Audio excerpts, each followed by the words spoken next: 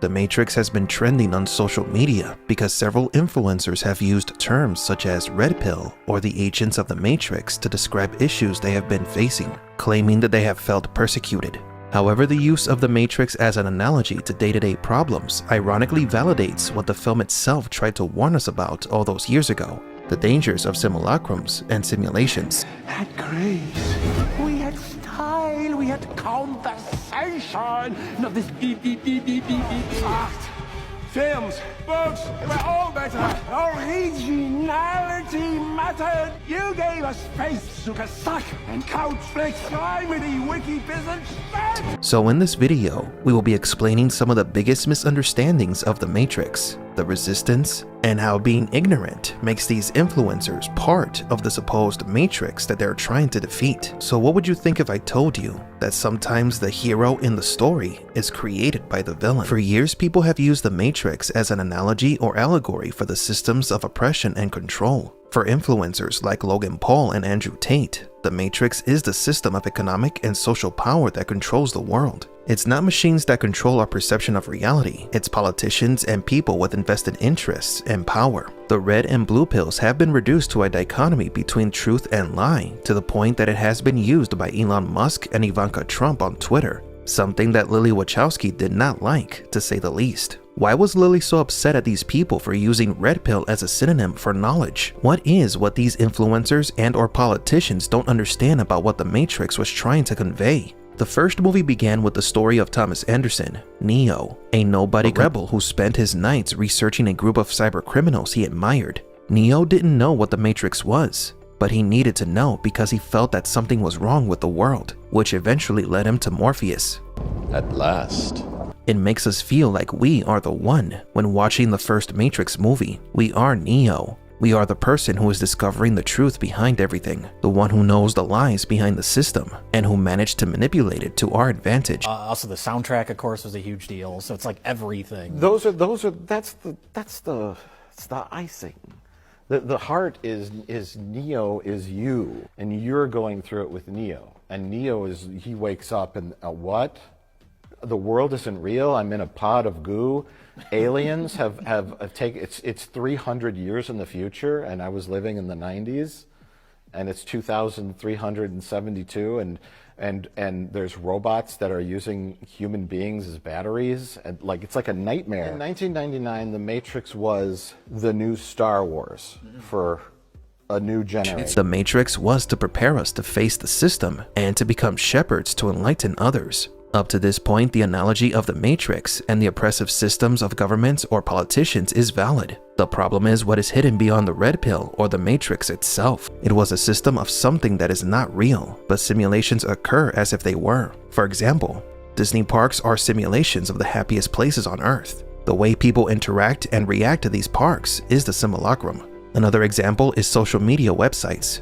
Many people create a digital life that does not correspond to their real life, but they live their days feeding their social media presence. If a person pretends to be a millionaire on Instagram and their environment and lifestyle changes thanks to this attitude, this person would be living in a simulation. This simulation shapes their real lives. It's quite similar to Cypher wanting to perpetuate life in a fake reality, rather than staying in the real world to help the resistance. The point of simulacrums and simulations is that they replace reality. We live in a hyper-reality where the facts do not matter, only the interpretation of them. Reality itself loses its meaning, and only fragments of what is real remain.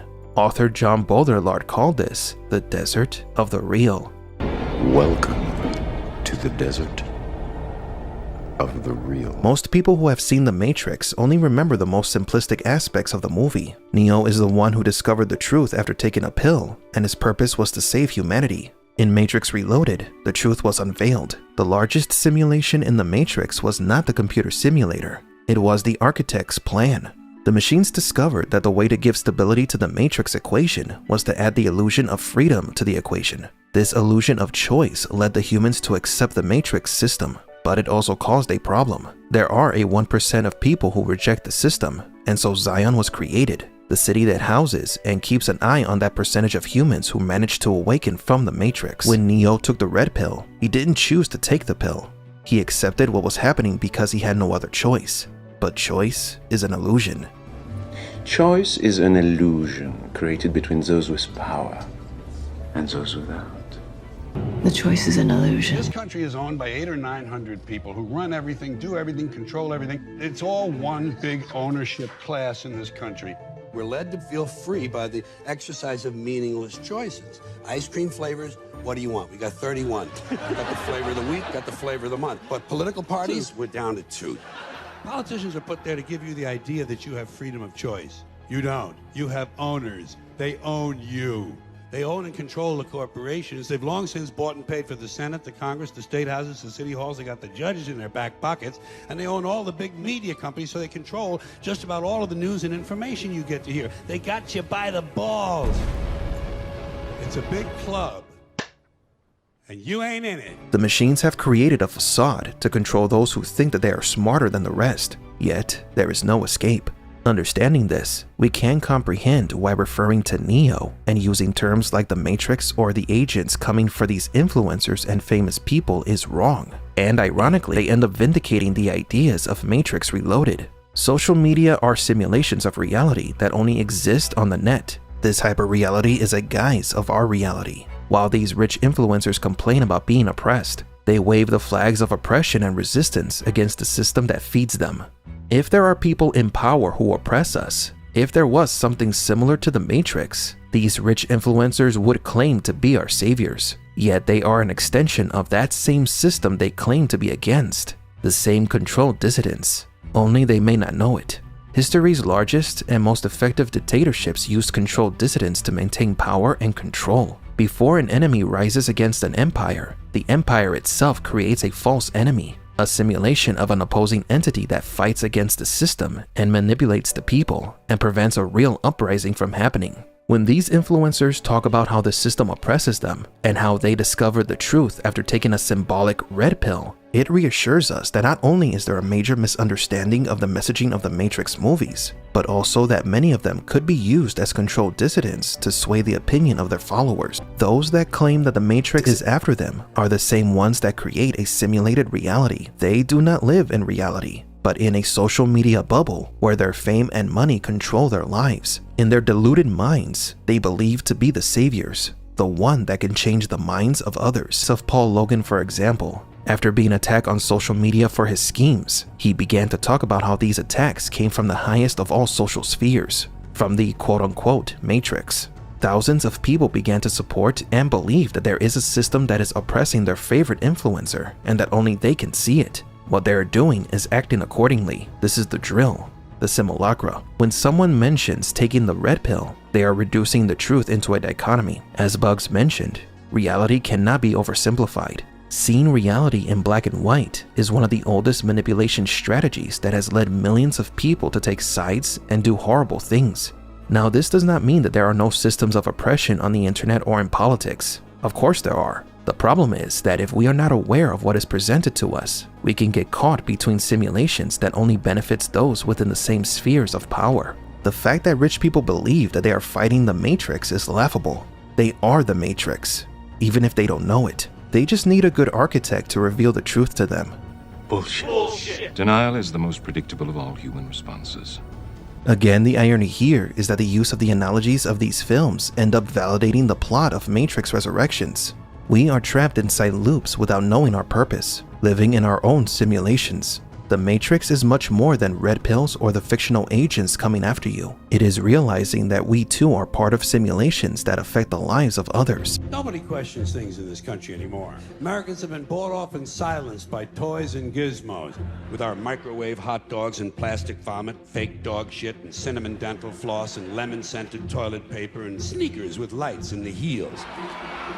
Millions of semi-conscious Americans day after day shopping and eating. It's the new national pastime. Fuck baseball, it's consumption.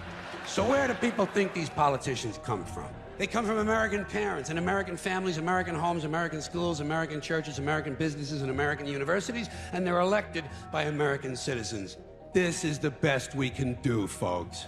This is what we have to offer. It's what our system produces. Garbage in, garbage out. That's what the owners count on. They want obedient workers. People who are just smart enough to run the machines and do the paperwork and just dumb enough to passively accept all these increasingly shittier jobs with the lower pay, the longer hours, the reduced benefits, the end of overtime. And now they want your fucking retirement money. They want it back so they can give it to their criminal friends on Wall Street.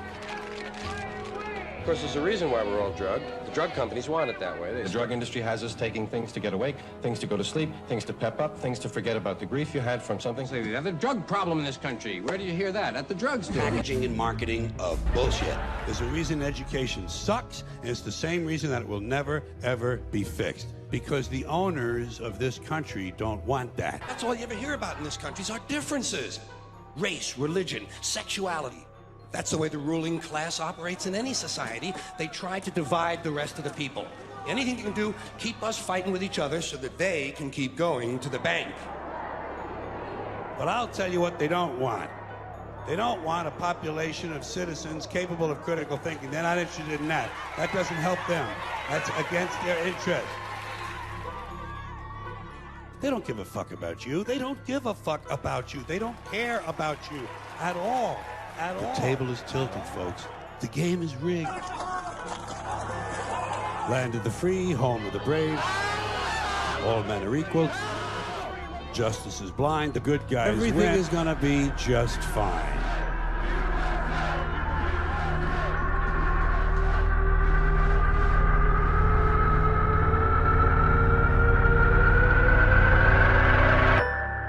Years ago, you told this story in which you described the coming 20 years and the problems of the nature of digital virtual life and how it was going to impact us and what it was, how we could think about it, and gave us a frame to be able to think about it and talk about it. And you took the same character and the same stories and the same stuff, and somehow you made it about the next 20 years. I'm going to show these people what you don't want them to see. I'm going to show them a world without you. A world without rules and controls, without borders or boundaries. A world where anything is possible.